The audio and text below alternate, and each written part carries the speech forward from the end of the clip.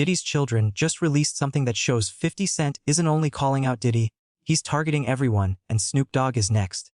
And once you understand how Snoop is connected, everything begins to add up. The fact that Snoop never went to visit Pac at the hospital and later suddenly became close with Diddy, none of it was by chance.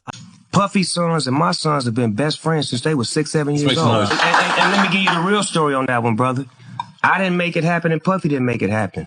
One night I was at my house and Puffy's son was over about like 9 o'clock. I'm like, cuz, what time you going home? And he like, I'm spending the night. I'm like, did you tell your dad? He like, nah, my mom dropped me off. So Kim, rest in peace, was connecting my kids with Puff kids, and they formed a friendship and a bond.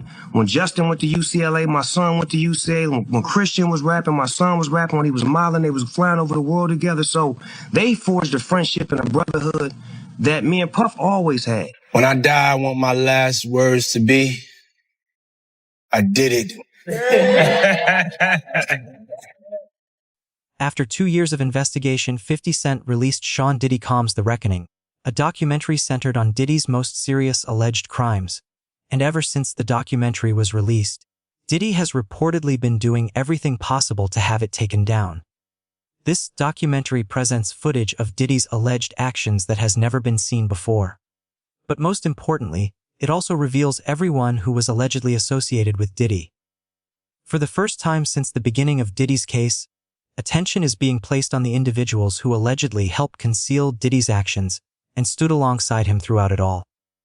Allegedly, one of those individuals is Snoop Dogg, and that's where the situation starts to feel uncomfortable because Snoop was reportedly one of Tupac's closest friends. So for him to be connected to the man considered the primary suspect in Tupac's death is suspicious, to say the least. And it's not just my opinion. People throughout the industry have been highlighting this for years. He heard everything was going on, and when everybody said they heard him say they got him, that's not just a red flag. That's a fact that somebody involved with something they shouldn't have been in, and they had a radio they shouldn't have had. So that was the first thing. Then Corrupt, they interviewed Corrupt, and Corrupt says Snoop had the meeting and said, we're not going to Vegas. So they weren't going to Loserville, so that's basically saying like something's going to happen. And then Nate Dogg says, I'm going to Vegas. I don't got to be around those niggas. That's his exact words.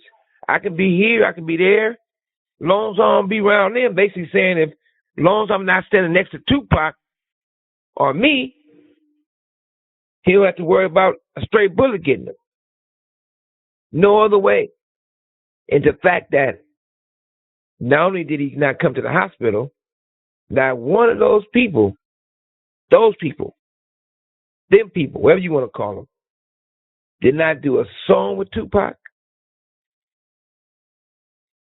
We put out 2 albums after Tupac was gone. Snoop not on one.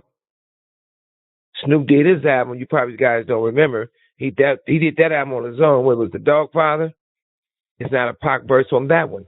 And he had lots of them to pick from. Not a one. When Tupac got a star. According to Sugo, the night Tupac was shot in Las Vegas, Snoop was supposed to be with them. He had tickets to the Mike Tyson fight. Everything was planned. But at the very last minute, Snoop didn't show up. And then when Tupac was lying in the hospital fighting for his life, Snoop still didn't go see him.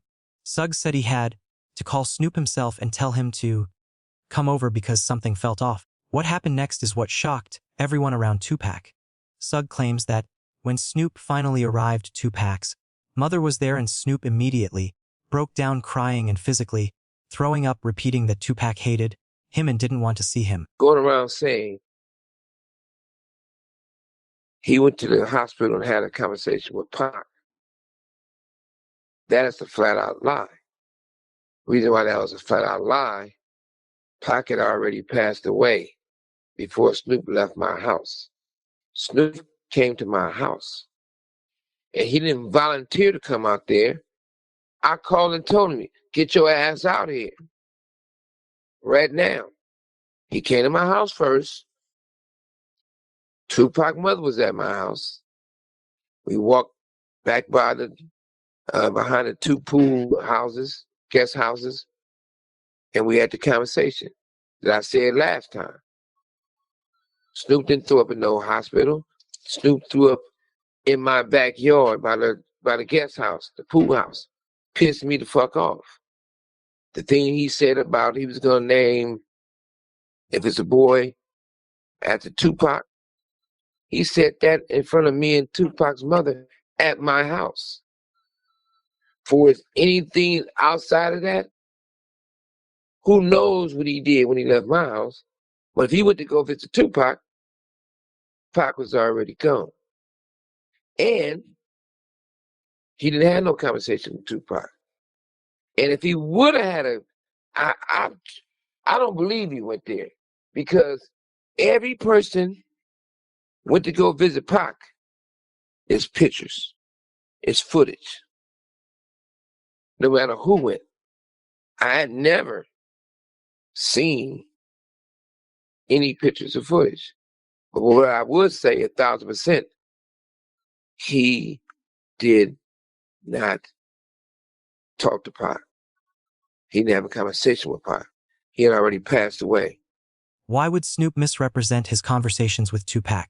Why would he share different versions of the same story over the years, especially about moments that others claim he wasn't even there for? According to Shuge, Snoop wanted to protect his credibility. Snoop allegedly knew something was going to happen to Tupac, but he stayed silent and never took any action to prevent the killing. Why was Snoop having issues with credibility, you might ask? This is where Snoop Dogg's name begins to surface in some very troubling discussions, because according to several insiders, Snoop was allegedly connected to the same trafficking style party culture that is now being revealed in the Diddy case. Snoop Dogg, not again, mentioned him in December of 2020, but everybody beat the hell out of me. Screw you, that can't be true. What the hell do I know, right? And then recently it just came out again that Snoop Dogg got accused of actually trafficking children. And what did everybody do? Ooh, Snoop Dogg is at the halftime. I'm going to the halftime. But we canceled Dr. Seuss. And Jemima. Nobody mad. Nobody. Super Bowl had this. They were dripping down from the letters. The LVI. I know, but that's fine. Let's go to the game. Make some hot wings. It's fine. It'll pass. It'll pass, right? It's a phase. It's just a phase. But oh no, tell somebody that plastic straws are coming back and throw a fit. Let a convict get arrested. Somebody put a knee on a convict's neck and it's over. The neck of it held. Crickets. Crickets. Nothing. These allegations, along with everything revealed in the documentary, have placed renewed focus on Tupac's killing. And a criminal investigation into the murder of Tupac Shakur has now been initiated at the request of Tupac's family,